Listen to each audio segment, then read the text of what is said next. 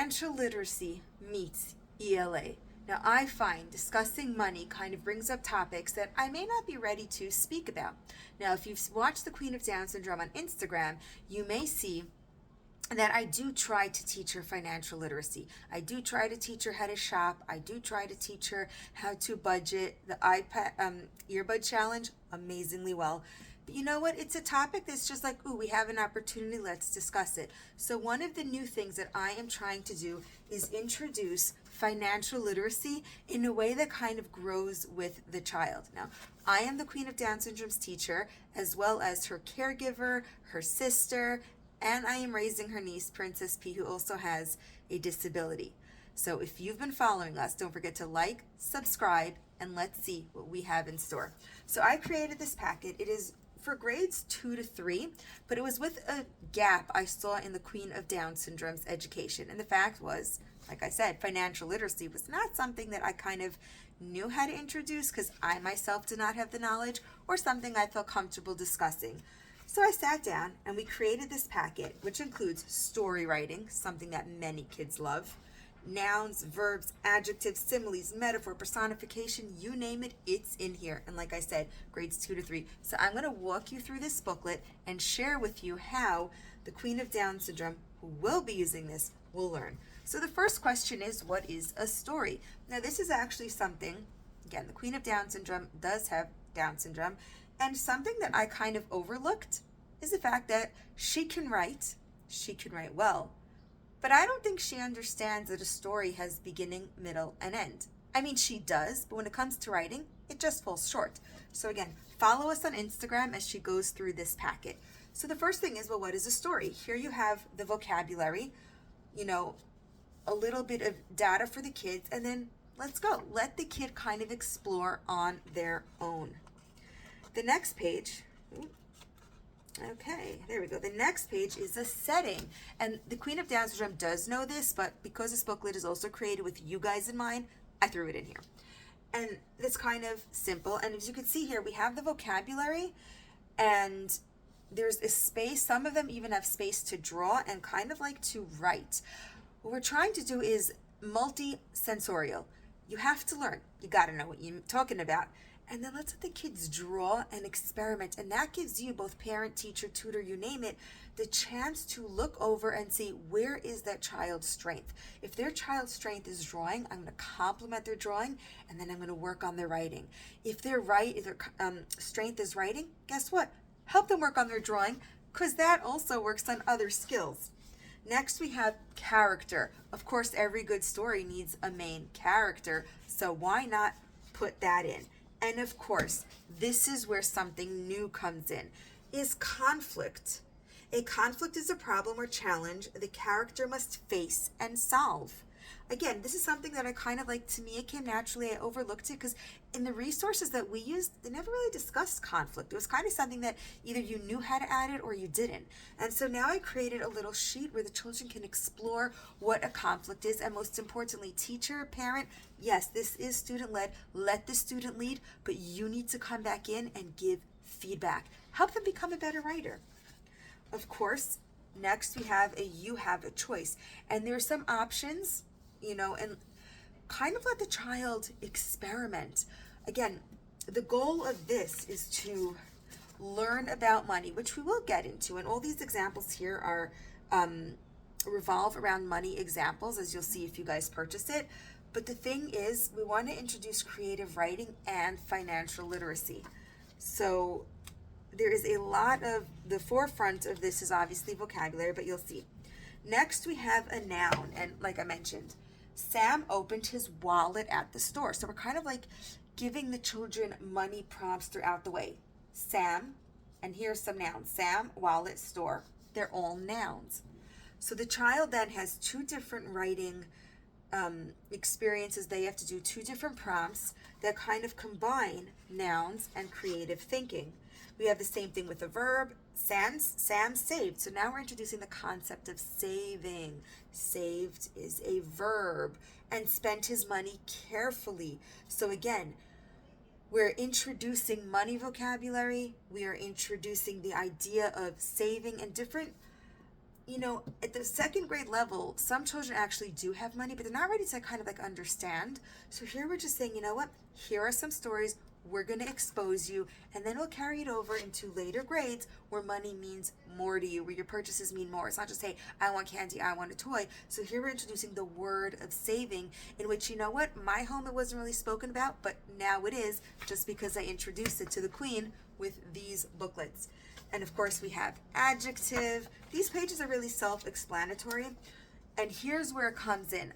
What I wanted to bring out in this series specifically, Once Upon a Dollar, was similes. Sam's piggy bank was as heavy as a rock. So here we're having similes. And then same thing, we have the learning, we have the make your own, and then we have the artwork. So the child can actually see what they did come to life, and it makes it kind of like personal, like, hey, I did this, I worked on it. And of course, you cannot have similes without introducing metaphors. And if you know anything about the Queen of Down syndrome, she has so much fun, she's so creative, but she takes everything at face value. So of course, this is going to be a fantastic worksheet in which I'm not actually like, hey, let's work on flexible thinking. It's like, no, we're going to take the concept of saving. We're going to take the concept where you saw piggy banks, and we are going to turn that into abstract reasoning, abstract thinking, something where she's not comfortable with, but in a way where like, hey, guess what? This is the worksheet, and I'm with you holding your hand. And of course, we have personification. That one is personally one of my favorite. And like I said, each one has a place to write, and of course, a place for artwork, because what kid doesn't like to draw? Next, we're going to have the next part allows the child to take everything they learned and now make their own kind of story, which is super exciting because, like I said, the Queen of Down syndrome is creative. She just kind of loses track on her thought process. So this is here to help. It takes you from beginning to end, a review on nouns, a review on verbs, a review on adjectives, and now who is your character and what do they know about money? So this, in a way, is like the best quiz ever because the child is going to pick a character, which is always fun. And now, what do they know about money? So you'll see what they picked up here, and you can help them kind of, bring it to the next level. The next part is what happens next. So they have the introduction, they have about their character, and your character has a money decision to make. What is it? What are they going to make about money? Are they going to save? Are they going to spend?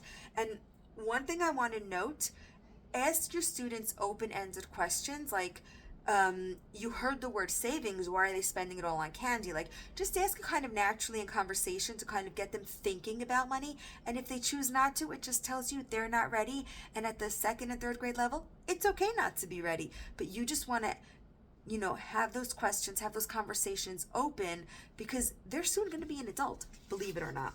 The Queen of Down syndrome is, and that is so scary. The next is, how does it end? Every good story needs an ending. And let the child know they could refer back to the first 2 pages. You can refer back to the first 2 pages. Hey, I remember in the beginning you mentioned blank and blank, and how can you help me understand how it ties into the ending? Just like leave the questions open and let them think. And I can tell you from teaching the Queen of Down syndrome, this alone is a game changer. You have the sheets, there's very minimal data there, but what happens is it allows us to talk about things. And like I said, if you want to see it in kind of real life, head over to Instagram, subscribe over there, because that is where we show more of the day-to-day stuff of teaching. Next, we are almost finished. This packet is jam-packed. It's check your story. Every child, before they write their own, needs to have some key parts. And they could write it here. I personally encourage the kids to write it on a white piece of paper. But I included this just for you guys. And I have a character, my character's name, I have a setting, and just kind of basic things, and ending. I try to use a simile, metaphor, or personification. And that's the thing. They have to use something in here. But one tip, before you get to this specific page, have them refer back to the last page, and here they can write their story. Have them refer to the last page, and this is where they're going to give feedback on their work. So let them read this through first, let them write their story, and then let them fill it out at the end. And this is, to me, the most powerful thing of this whole entire booklet. Like I said, you have this whole booklet here. It is all about bringing up money in a way that gets the kids thinking. They're in second and third grade. We don't just want to throw money at them. And then I know it happens to many graduates, myself included, is that we kind of exit high school and it's like, oh my gosh, I have to manage my own money. I have to go to college and I've got nothing. So I know I'm kind of jumping ahead to college, but how I teach the Queen of Down syndrome is like, let me Google, let me self-reflect. What are the problems that new adults are facing? And by new adults, I mean 12th grade and beyond. What are the challenges that new adults are facing, and how can I bring it back to the kindergarten pre-1A level? And to me, kind of money made sense to start introducing, to start talking about it in the second or third grade level. And so, like I said before, they write the story is kind of have them, what is your favorite part of the story? Let them just share that with you. This will give you insight as to the next activity you're going to choose. Now, if you look at my Teachers Pay Teacher stores, there are as I'm making this video, over 120 printables, and I actually will use two things before I pick the next one for the Queen. Number one, I would actually refer to the look back and reflects page as to where is she holding. We tried, now she's 19, we tried a second to third grade level book, mainly because she kind of is not so strong with her money sense, but guess what? If the story is well developed, I may then choose something on a higher grade level. So that's number one, is what is your favorite part of the story? Did your character make a good choice and why? Now, number two, again, if it's very well developed or not, I may go back to the store, and I encourage you guys to as well, and to leave a comment below, say, you know what, my child really struggled with blank part of the story. Could you make a printable? And then I'll actually go back to my computer and say, we need a new printable because the Queen of Down syndrome, based on what she wrote, I'm looking at it, there's feedback, maybe she needs improvement in blank area. And like I said, which is why she did need improvement, which is why I created this. So you guys let me know where your kids are struggling, and I'd be happy to make a printable. I love doing this, and I want to make this channel a safe space for you, not just the Queen of Down syndrome. Another thing is what would you do if you were in your character situation? This is a fun one, and this kind of gives you insight as to the creative thinking of the child. And then the last one is, what kind of story do you want to write next? Now, this specific page, I've never actually asked the Queen of Down syndrome, so I'm really excited to get to the last portion of this. And because you know what? I don't know what she wants to write next. Like I said, I personally created this for two reasons, and that was to introduce financial literacy in a way that's developmentally appropriate and in a way that I can kind of bring up in ELA as well. But I'd like to know what type of story she wants to see next, because I could create a printable for her. So let me know what you guys think about Once Upon a Dollar. All the links are below. I'm going to leave a link to her Instagram page, so if you want to see her doing this on her stories, feel free to follow.